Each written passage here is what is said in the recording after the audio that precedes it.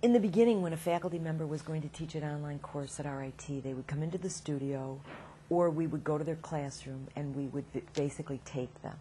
And then someone would help them adapt to the courseware management system to possibly ask some questions and design the course around that taping. And we're not seeing that anymore. The faculty don't want to come into a studio. They want to design their own. So I think the competencies are about helping faculty become technically savvy to do a lot of the work on their own, providing them with, whether it's the software or hardware, to do some of that work outside the office, outside our studios, and at home. They need to be able to have that flexibility to create their own content. Faculty have to be able to have support in course design and a better understanding of what it takes to deliver an online course, how to reach students in different ways. And I think they also need help filtering out what's critical. You know, there could be 15,000 technologies you could use in your course, and they all sound really exciting, and you could have 1,000 gadgets in your pocket to teach an online course.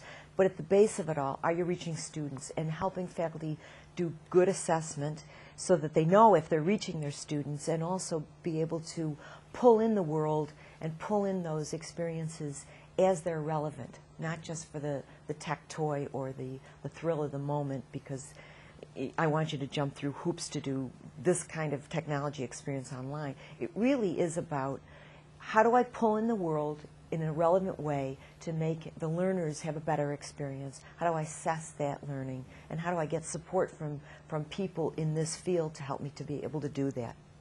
I think the competencies of faculty are something that we all have to think more consciously about. You know, in face-to-face classes, faculty can just come in and, you know, prepare just a little bit in advance and, you know, sometimes just talk from their yellow papered notes. But at a distance, that just doesn't work effectively or as effectively. So I think that the primary competencies for faculty are going to be good course design, really thinking about how they've organized their course and what it is that they're trying to accomplish in the learning experience, and designing instructional strategies that work effectively via distance, and being able to select the technologies that support those strategies.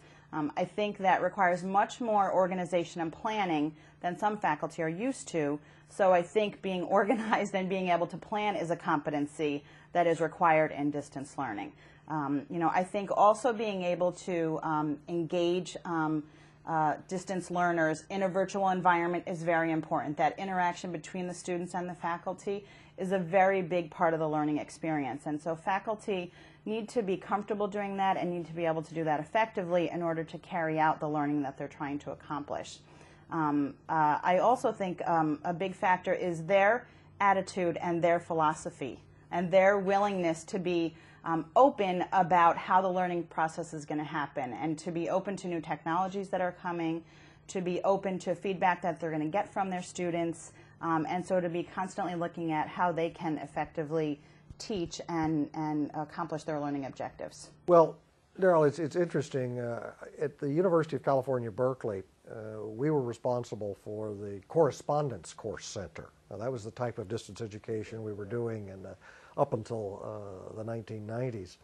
I'm afraid that model is one which carried over into a lot of the first generation of online learning. It was essentially print-based, not particularly interactive, and frankly, about as boring online as it was when you were doing it with books and paper.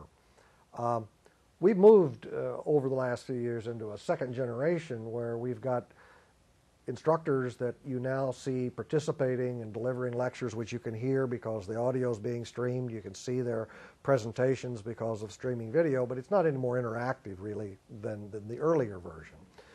I think that it's a case where we really haven't done a very good job of bringing entertainment and engagement together with the content.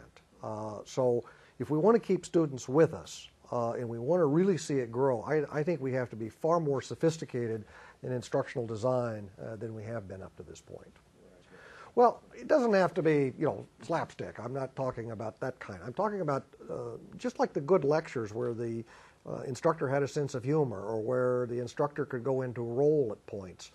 I think we need to be really clear about what our learning objectives are. I think we need to use different media, recognizing that we have different styles of learning that we're appealing to. I think we need to have different kinds of media that will appeal to those different styles of learning.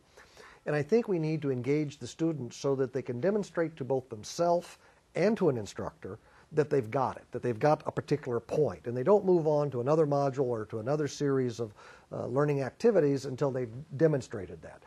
I think that is encouraging to the student. I think it recognizes the fact that we don't all learn the same way. We need to hear it, we need to see it, we need to do something with it. And if we can bring those things together in an engaging way, I think we're going to not have this reputation of having boring courses that people drop out of. I think that people are going to look forward to taking the next course.